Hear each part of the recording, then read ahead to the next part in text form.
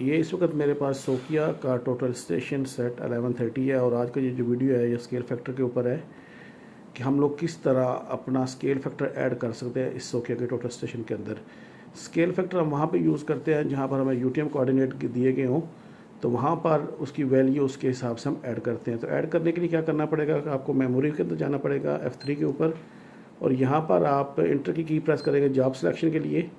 Again अगर आपकी कोई लिस्ट में से पुरानी जॉब है तो आप लिस्ट में सर्च कर सकते हैं, वहाँ जाकर न्यू कर सकते हैं, रीनेम कर सकते हैं। या अगर सेम जॉब जो आप करंट यूज़ में है उसके अंदर स्केल फैक्टर चेंज करना है तो सिंपली ये F4 के ऊपर है स्केल फैक्टर, तो आप इसके ऊपर प्रेस करेंगे और जो भी आपकी वैल्यू हो, मतलब मैं कहता हूँ कि 1.000 के बाद जो है वो मेरा जो है वो माइक्रो मिलीज में फ़र्क आ रहा है, तो मैं उसकी इस तरह करके वैल्यू ऐड करने के बाद इंटर करूँगा, तो ये मेरा स्केल फैक्टर इस वक्त यहाँ पर ऐड हो गया है।